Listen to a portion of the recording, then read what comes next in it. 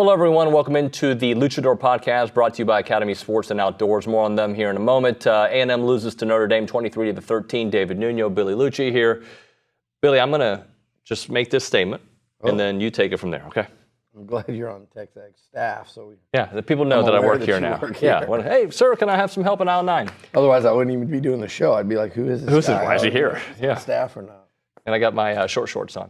But I think part of the frustration, anytime A&M loses a game, fan base, everyone's frustrated. But I think part of the frustration is that there was so much waiting, right? You have 8-9 months waiting for something different, right? Yeah. It's going to be different. And in a way, I left that game like I left so many games before. And I think that's why, at least from my point of view, this one hurt more. Not because you lost to Notre Dame. It's how you lost to Notre Dame and what it looked like. I agree, but I also think it's that you lost to Notre Dame. I think there's some of this. I think that it's that you lost close. And we've seen a lot of that. Mm-hmm. It's that you lost in a game, in a moment where you could have really made a statement. We've seen a lot of that. And that you had come close. So now you've combined two of them. Another really close game, another statement game opportunity that you lost. Then you combine that it was low scoring and the offense struggled. We've seen that. And we'll talk more about it, but I don't want to go too far in. Like, this is, Colin Klein, it was his first game. Mm-hmm. It was Connor Wigman's first game in that system. It was his first game back against Notre Dame's defense. There's a lot that's going into that and a lot we need to unpack. But it was, an offense that couldn't open things up in a low-scoring, close-game loss that you thought you otherwise could have, would have, should have had. I don't know about should have in Marcus Freeman's third season at Notre Dame with a top 7 team that's likely to, I don't say likely to go undefeated. We do this every year and the teams don't, but likely to make the college football playoff. I think that's a fair statement. I don't think that's going crazy at all. In year 3, Notre Dame recruits actually really well. They went and got an outstanding quarterback, not an outstanding passer, but an outstanding quarterback and winner in the portal. Game 1 under Mike Elko, a new regime. Again, that's something else I want to go into as well. But I think the frustration is, part of it was because it's Notre Dame. And I think had it been somebody ranked number 7, like, it's almost like when A&M loses to Ole Miss. And you go, it's weird that you say that about Notre Dame. But I feel like, with the exception of Clemson, when they came in here as like a national title contender, a team that's won one recently, if it's an out-of-SEC program, I don't feel like they get a whole lot of credit from SEC fan bases. To me, Notre Dame, what they played out there the other day was SEC football. I don't think it's like the Bama teams and the Georgia teams are the great. I don't think A&M's played one great LSU team. It's not like that. It's not like Auburn the year they went to the national title game. It didn't look like that, but they were physical. They were willing to stay in there with the ground game. They were really good in coverage, and they hung in there in a 4-quarter fist fight. And they said, just like we worried about, I kept saying, they're going to come out and try to line up and punch A&M in the mouth for 4 quarters. Yeah. And then they're going to get the ball out of Riley Leonard's hands quickly. And then they're going to see what happens in the 4th quarter. And who's the stronger team down the stretch. And that turned out to be Notre Dame. And it didn't happen until like that final 5 minutes, that final drive right there. And I know it seemed like they established the running game in the 2nd quarter, and they did.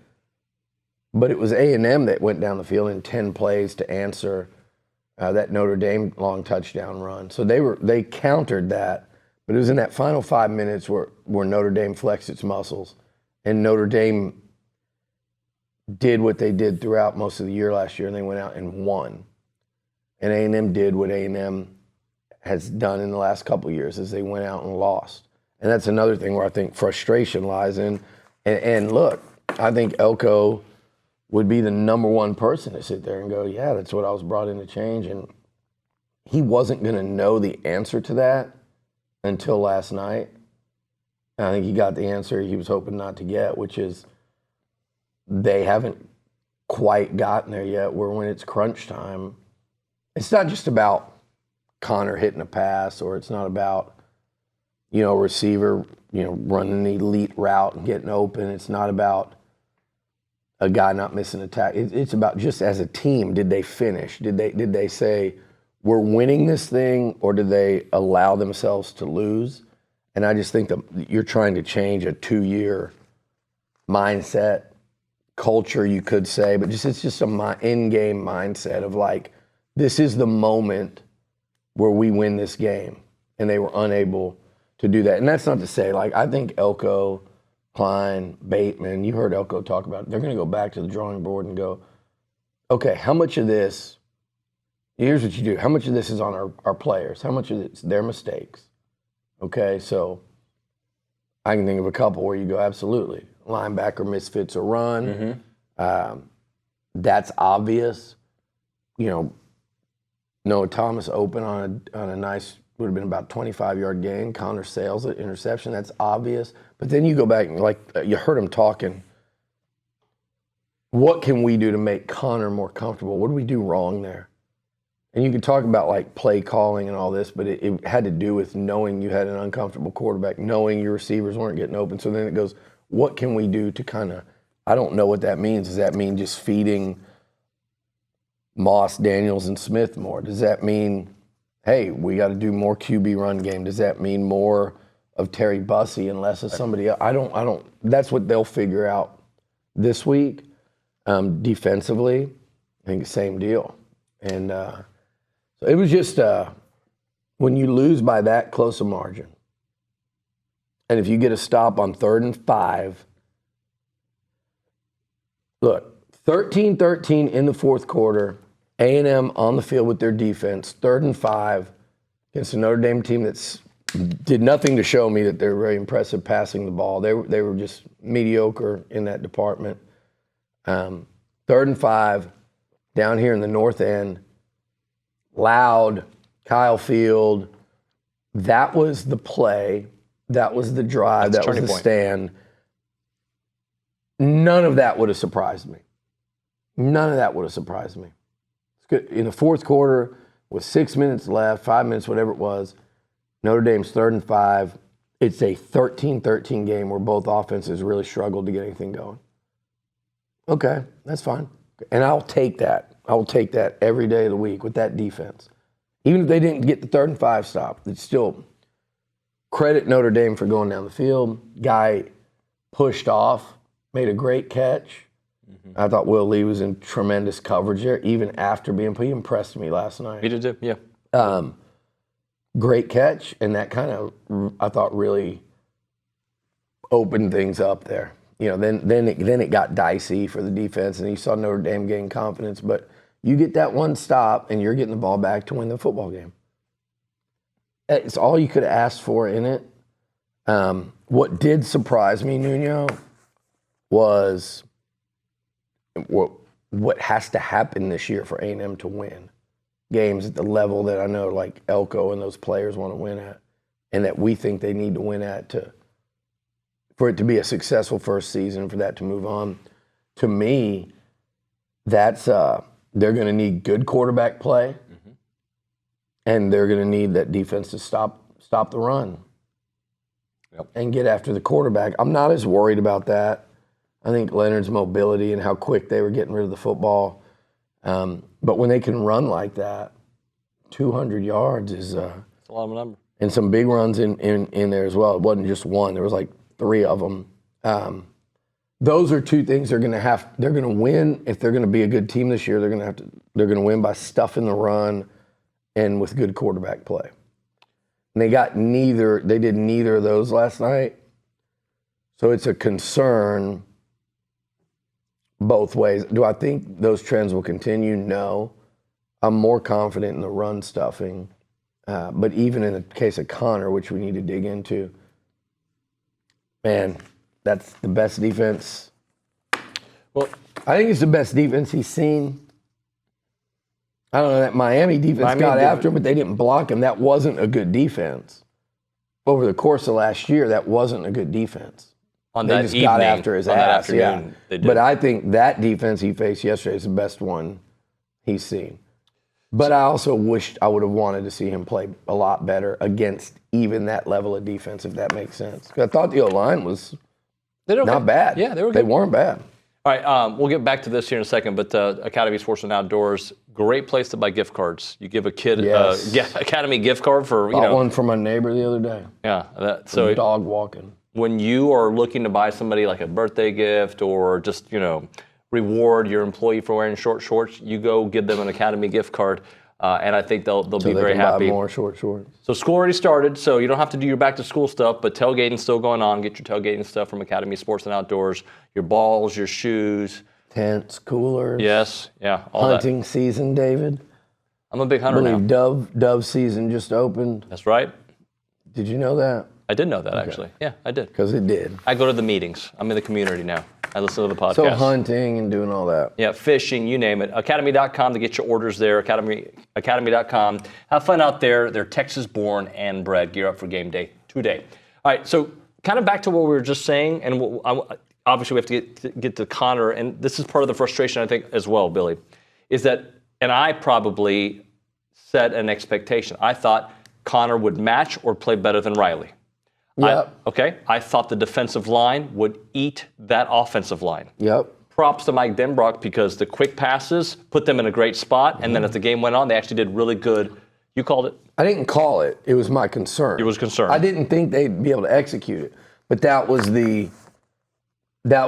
I specifically cited the example of Dan Campbell in the Lions last year against the Bucs and Vita Vea in there, and just kind of their approach. Yep. And then as the game went, so that was my concern. And I thought Notre Dame was very, very patient with that.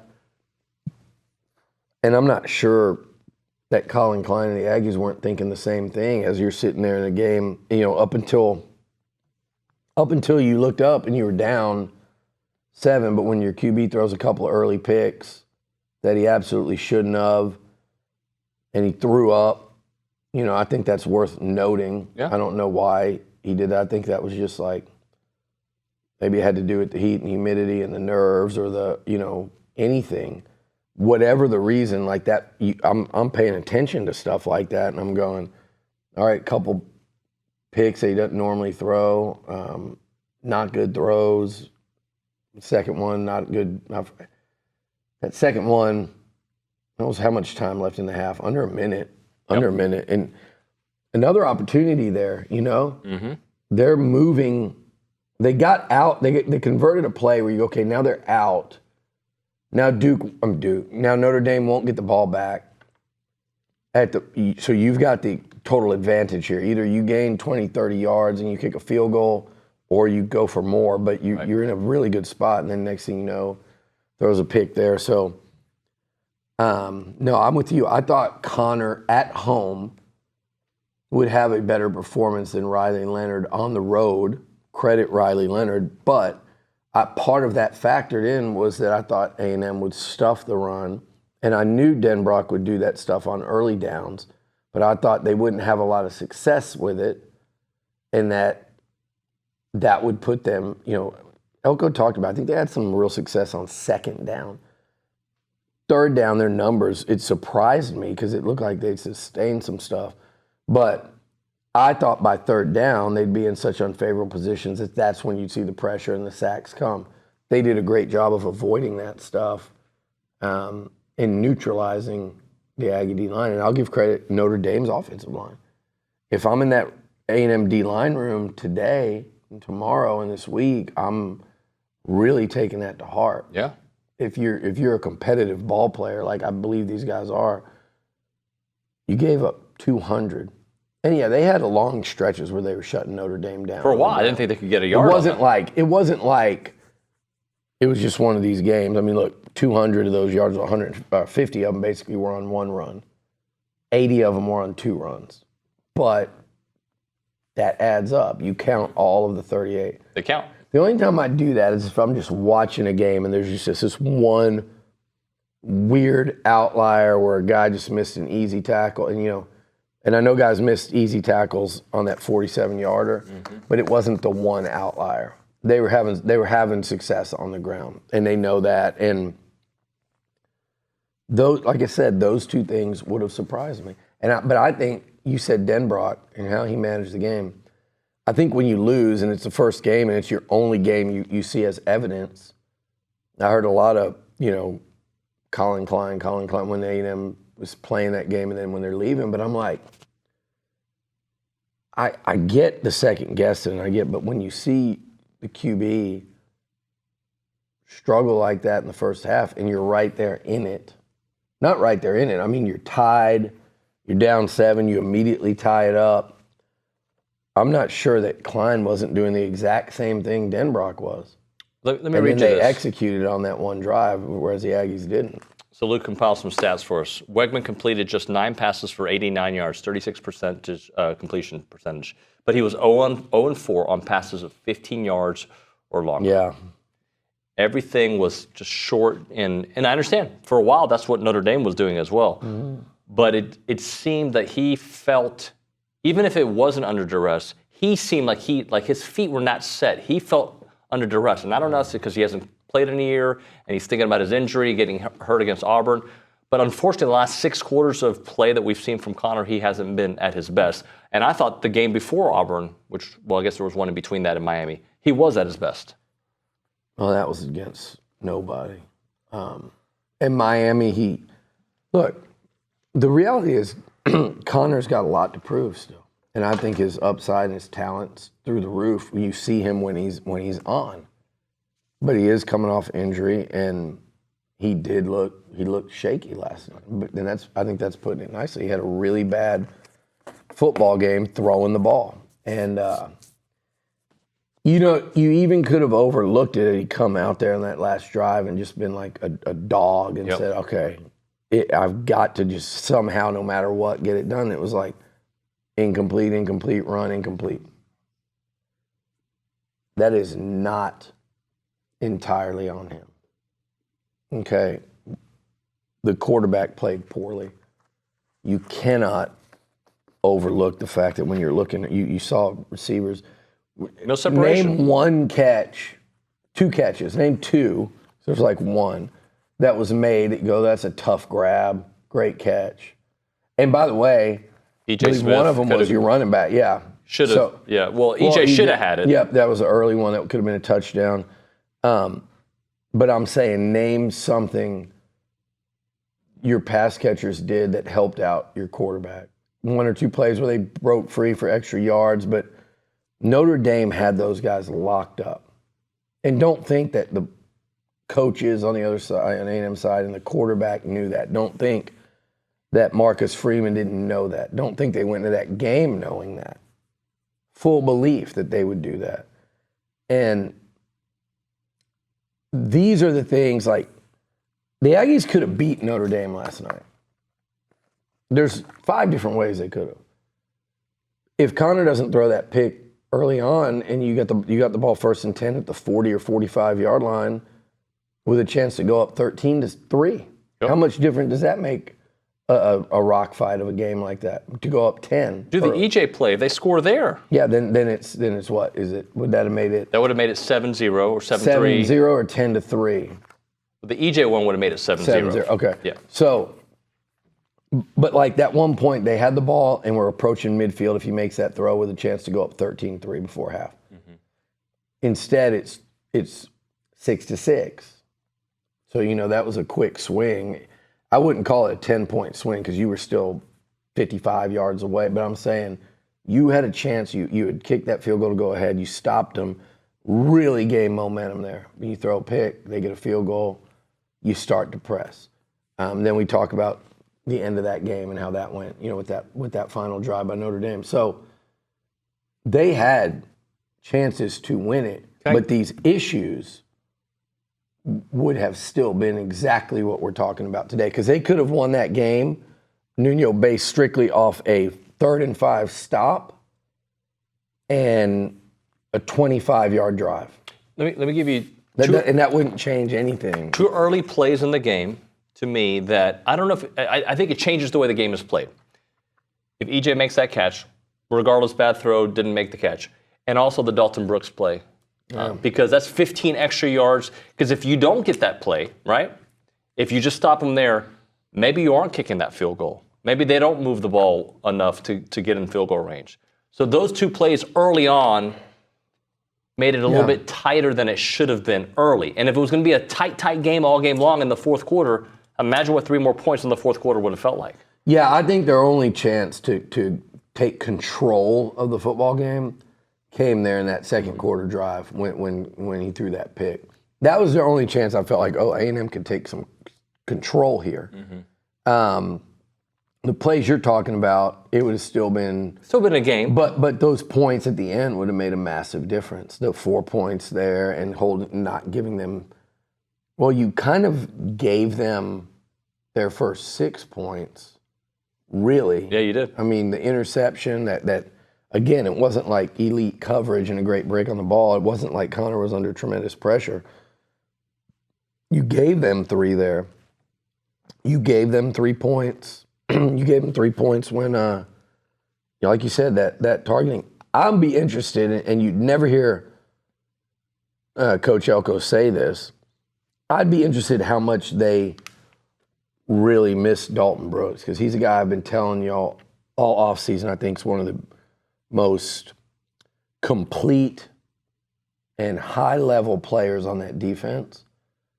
And he goes, it's targeting. I hate the rule, but it's there, and it's targeting.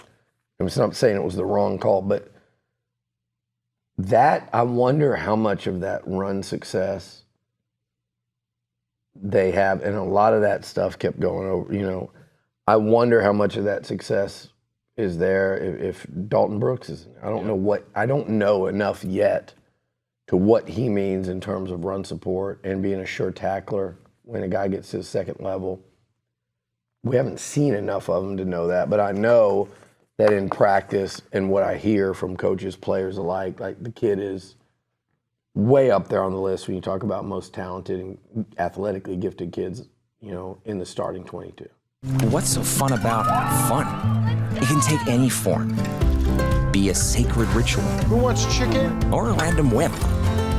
For us, fun is everything. Academy Sports and Outdoors. Have fun out there. That was a big loss. Notre Dame, this could go toward that too. Notre Dame had 94 yards after the catch, which, by the way, nearly outgained A&M's entire passing output of 100 yards. So yards after catch. And the defense played. You give up 20 points to Notre Dame, you should win. 23 points to Notre Dame. You can't, to anybody. In the SEC, you feel like it's a winnable game. I felt like it was a race to 20. And no offense to the 2 OCs, that's what I felt that game was going to be. It was a race to 20. All week, I said 23-20 or 20-17. That was, they weren't much off of that. Notre Dame got there first. They were the only ones that got there. And I thought the defense played fine. They weren't, they had moments of playing really well. I don't think the Notre Dame passing game really threatened them.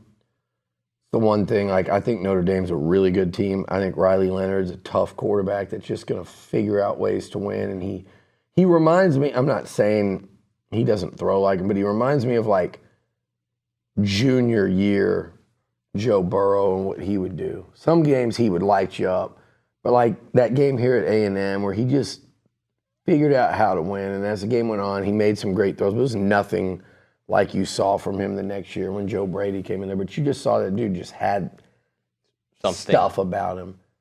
Maybe it's more like a Sam Ehlinger type of guy. Ehlinger's obviously in a more wide open offense, but just a dude that just kind of finds a way. Trevor Knight, that one year at A&M before he got hurt, just kind of finds a way. You might go and list 3 throws in that game that were big throws, but he just kind of finds a way. And they got that in Riley Leonard. So, but otherwise, I thought the defense played fine. But they weren't nearly as good as they thought and we expected them to be in giving up those yards and giving up that key drive when they did, giving up a long touchdown run. None of those things were on the bingo card, right? None of those things were expected over there, during those defensive meetings and practices all week. But I thought they were going against a lesser unit in the Notre Dame offense than the Aggies were with this Irish defense. And so it's one thing. I don't think A&M will play a better defense this year. Maybe Texas. There's a lot we need to learn about Texas's defense. I think clearly they've got, one of the more explosive offenses in the country. I know they're playing Colorado State, but you know it when you see it and it's there. They're going to have games because I think Ewers and Sark, forgive me for saying this, Austin, but the last 2 years you've seen they're not week in and week out consistent at that elite level. That for whatever reason there's those. But I think at the end of the year that you're going to look at them and go, oh, that's one of the best offenses in college football. I don't have a question about that. I do not know defensively where they rank because I thought they lost so much inside with those two D tackles. I think so much was predicated on that. And I know now they think they have so much more on the edge and they won't have to. But how many down and distances were you in because of those two studs on the inside? TBD on the Texas defense, if it's going to be of the level of Notre Dame's. Mm-hmm. But what I know is that Notre Dame defense had at least 2, if not 3 guys that should be getting ready to start their NFL careers this next weekend. I know that. And I know 2 of them are in the secondary. And while that's not Alabama defense, that's not Georgia defense, that's the same defense that harassed Caleb Williams into 3 picks last year and tortured him for 4 quarters. So it's a real defense. I know they're not in the SEC. Again, it's not most years that wouldn't be the best defense in this conference. It's not Georgia's defense. Might not be Bama's, who knows? But, I mean, if they were in this conference this year, that defense would be a top 3, no worse than top 4 in the league. Let me give you those numbers just so you can have them. Notre Dame last year versus USC. The same Notre Dame team with that entire secondary being better this year, right? Yeah. Beat USC, which you can say whatever you want about their defense, but their offense was pretty darn good. Beat them 48-20. In that game, Caleb Williams, 23 of 37, 199 yards, but 3 interceptions. Sam Hartman only threw for 126, and they did all that. Yeah. It was the defense. It's a good defense. Yep. It's a really good defense. And that is a very tough early season test for Texas A&M. You go back to that 2012 season, and I'm not saying, look, there's not a Johnny on this team. There's not a Mike Evans or Ryan Swope at receiver. There's probably not an Easy Wachiku. I didn't want to see, other things that I wasn't expecting was Noah Thomas 1 for 10 in the game. These are things that you didn't need to see. What we saw was Le'Veon Moss go for 70 yards, 70 tough yards. That's what we kind of thought we'd see. I saw pretty good coverage in the secondary. That's what we thought we'd see and needed to see. But that 2012 team, in Johnny's first game, Cliff's first game here, they played a really good Will Muschamp Florida defense. That Florida team wasn't great because it's a lot like Notre Dame with Driscoll, running quarterback, leaned on the running game, low-scoring games. They went 11-2, I think, that year under Muschamp. That team came in here, and you know what the score was? They beat A&M, I think, 20-17. And it was a similar game. It was just like a rock fight, 4 quarters. Florida pulled away, and that's where the Irish, I think that's a comparable team to Notre Dame. And then that A&M offense figured it out quickly and opened up, And so that's the question is how much can Colin Klein open it up in the next few weeks without a Johnny? and without a Mike Evans and Swope to take the tops off these defenses, it's tough. But there are ways, and so how does Colin Klein figure that out? I mean, I don't know sitting here today. There's a game. We have one game to look at, but the job now is McNeese State. You go to a Florida team that got shredded by Cam Ward in Miami. Gave up 41.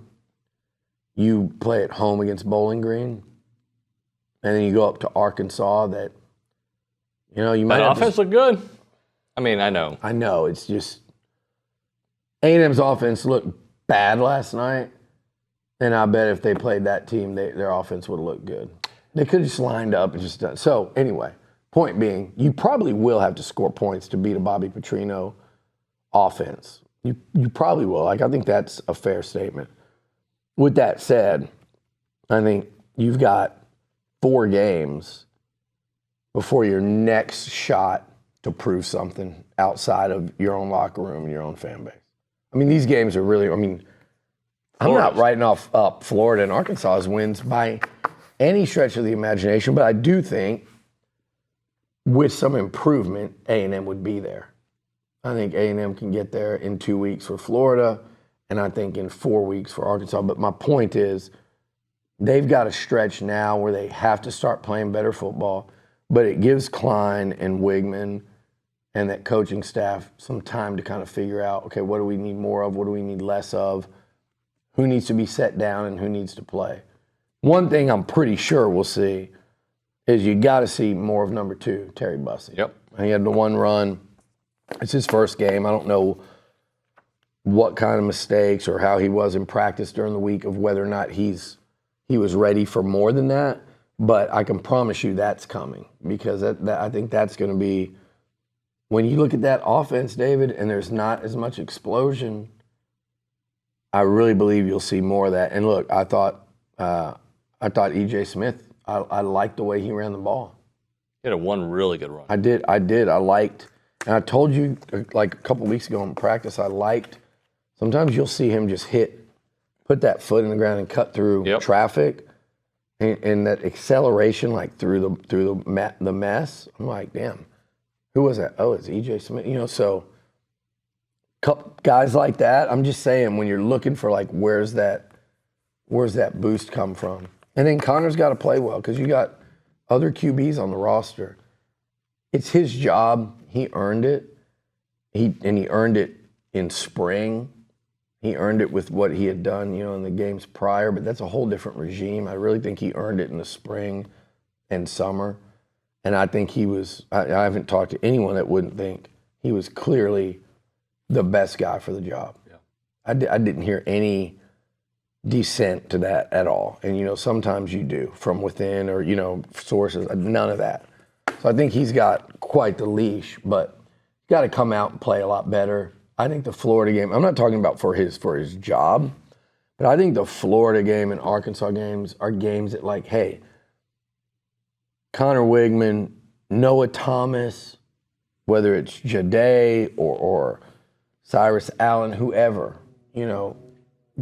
guys need to really step up offensively and make plays against those two defenses to get momentum going because, I don't care how good the defense is, you're not going to win games where you are consistently scoring under, 24 points in this league. You're just not. And I know they don't play a lot of great defenses this year, but they are going to play good offenses. So even against A&M's defense, they will give up points to some of these teams. When you look at LSU, who we'll probably watch here in a little bit, when you look at Missouri, when you look at Texas, obviously, LSU, Missouri, Texas. I think Auburn's offense, they'll figure something out by the time A&M goes there with all those.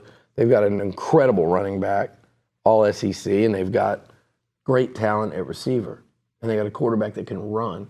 So they'll figure something out under Hugh Freeze. So I think the offensive tests that lie ahead, not even mention Jeff Lebby in Mississippi State. Who knows what that offense what they'll do is shaping. And so the defense is going to be good, but there's going to be games where teams score on them more than Notre Dame did.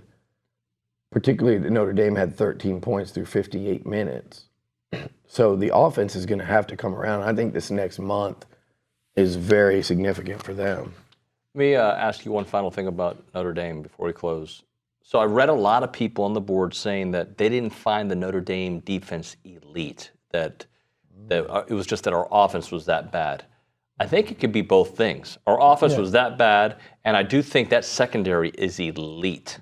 Yeah, I think it's particularly the secondary. Like, I don't think Notre Dame's front seven was – I've seen a lot better throughout the SEC. Now, Cross is a damn man-child. Who they played last year where Cross had like 13 stops, and was it Ohio State? He had a good game against Ohio State, yeah. Look, I think it could be both. I mean, I think A&M's offense was not, on. They weren't firing on, but a lot of that had to do with Notre Dame. Yep. And I thought the Irish, and again, it became one of those games where I think both sides were like, a mistake down here, you're inside your 30. We got to get 2 first downs here to get out, and then we can open up a little bit. And if you didn't get those first downs, you were punting and living to see another day. I mean, that's how I think both sides started to go, Denbrock and Klein. That's what I think. Yeah, sure, it'd be great to say, hey, let's just cut it loose. But when you're going, if you're Klein, well, my quarterback's throwing 2 picks, and he's not going to get guys that are going to be very open. I'm trying to rub and do things to get, but they're still not really getting open. So I don't know how I feel about that. I might run it and call conservative, breaking back stuff where it's just easy throws for 4 yards. And I think Denbrock was kind of thinking the same thing. Let's let Riley use his legs. I think Riley threw downfield 3 times. Yeah, and we'll throw slants, and I think it was like people call it like a rock fight. It's exactly what we thought the game could be, and it's exactly what it was.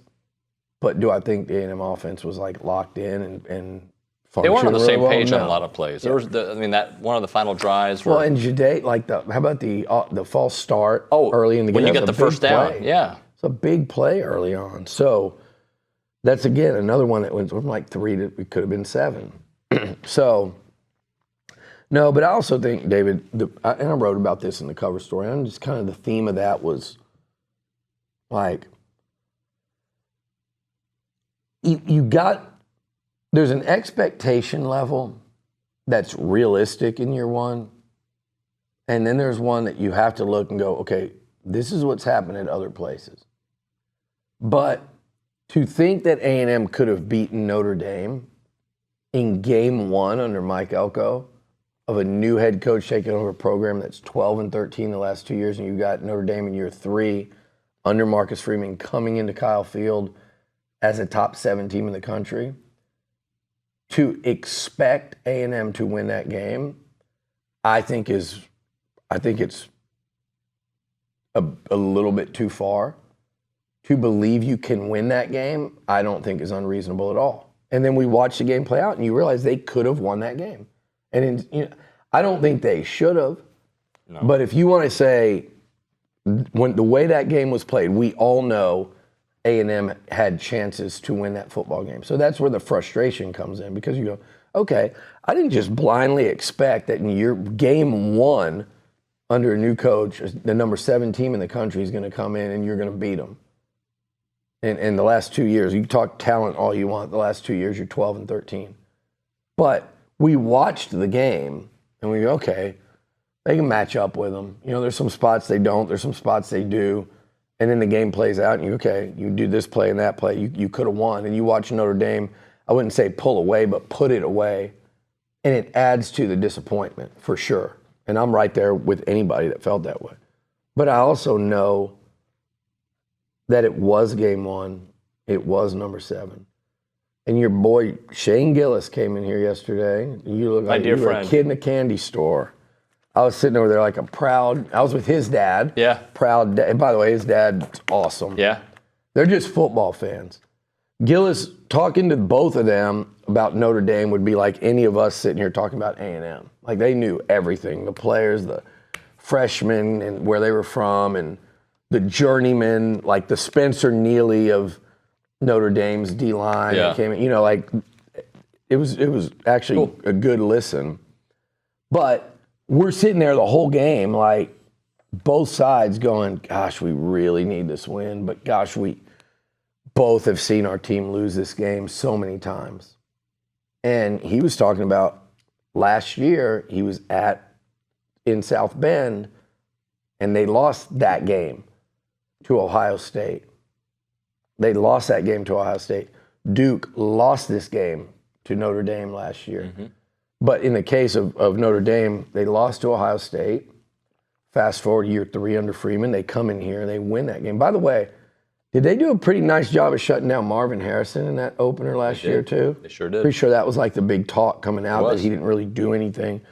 They had 2 catches in that game, might have been 3. So, but my point is they did break through, and not to compare it to 2012 A&M, because it's not, and it's not going to be, and not to compare it to 2020 A&M, but they both had first game losses, or 2020 was second game, but they almost lost to Vandy in game 1.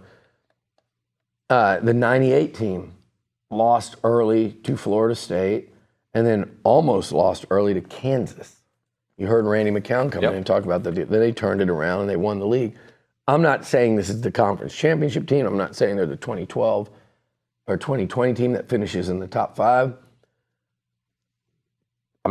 Maybe they're last year's Notre Dame that went 9-3 and won a bowl game. I'm not saying they are. I'm not saying they're not. But that can definitely happen. So while the glass half empty side is what we're all feeling today, which is like, damn, the glass half full is you had a coach coaching his first game at this place. You had a coordinator calling plays for the first time with these players at this place. You had a quarterback playing for the first time in almost a calendar year against a top 10 defense in the country.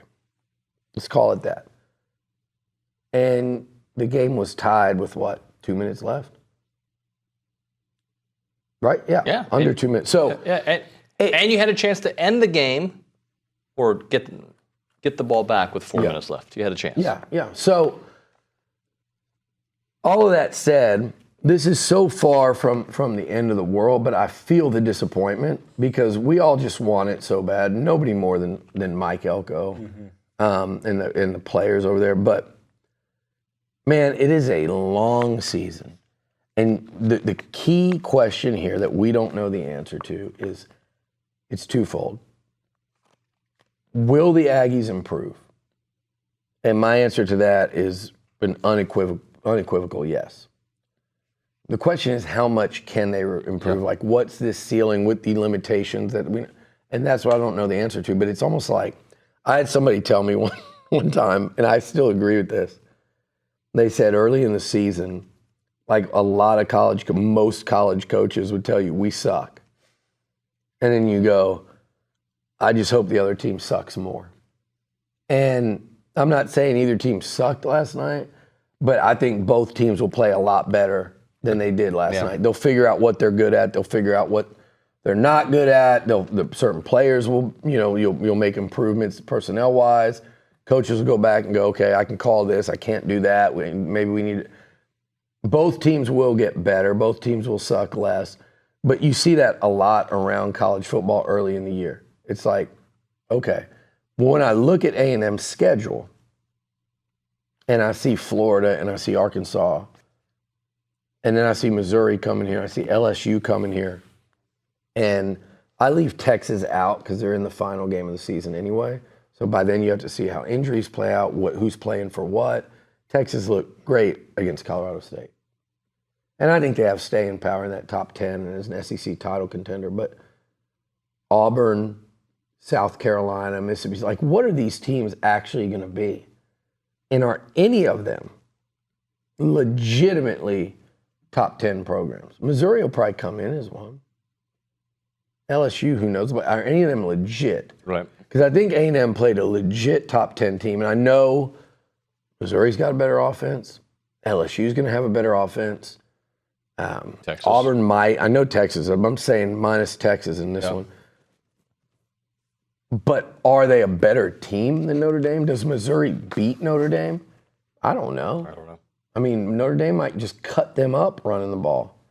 Riley Leonard might run for 100, and Jeremiah Love might go for 140, and then that defense might, they might pick Cook off 3 times. So my point is, we don't know how good the teams A&M are playing are, and I personally do not think that the Aggies are going to play great teams this year.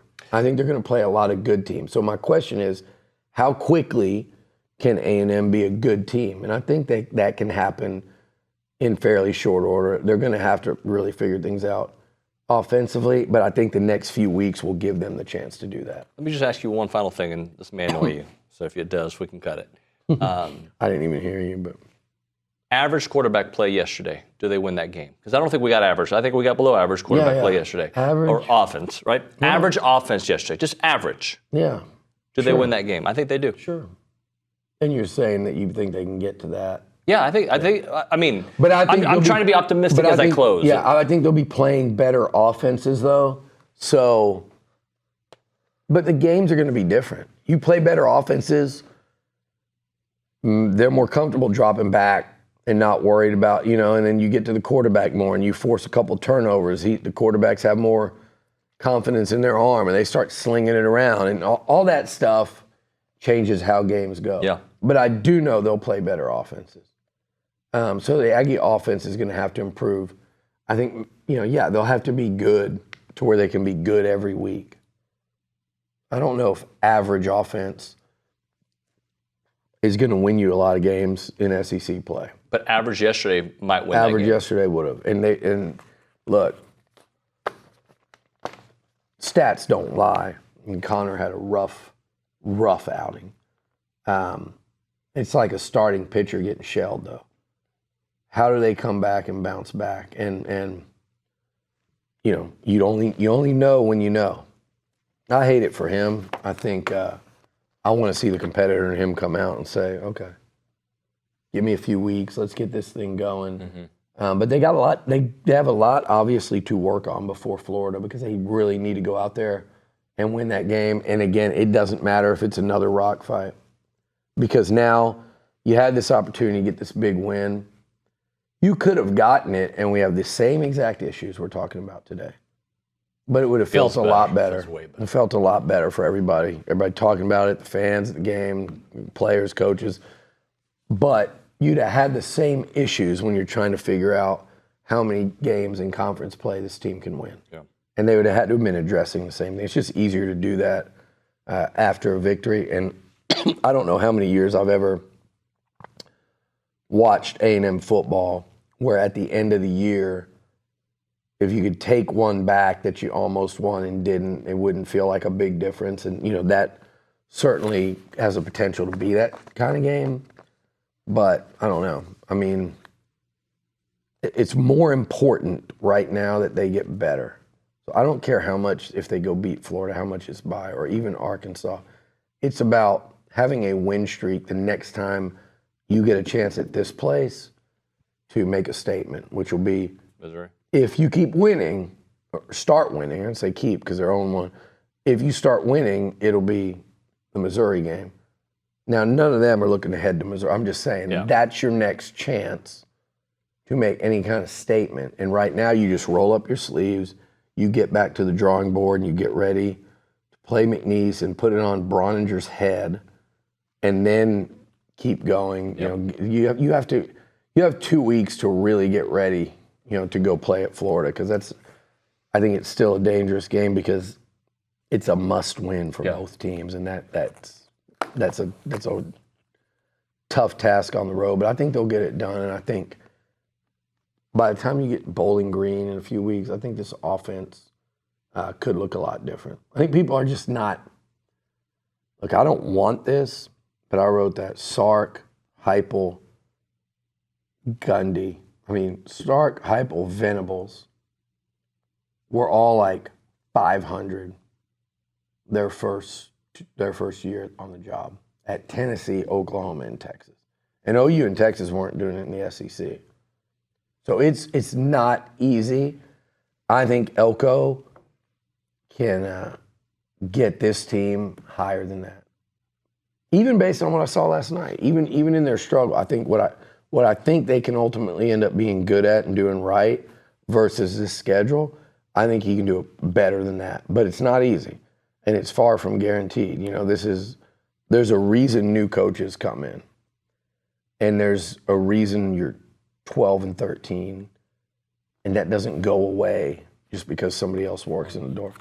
So you heard Elko say it to us when we did the TexAgs kickoff. He's like, a year. I asked him, do you feel like you're on level footing now and everything? This is the Mike Elko part. He's like, no, I feel like it takes a full year. It means portal and recruiting, getting to know your team, off season, spring ball, summer off season, academic calendar, boom, whole season. Right. Then he feels like that. Then it's so. This one could go either way.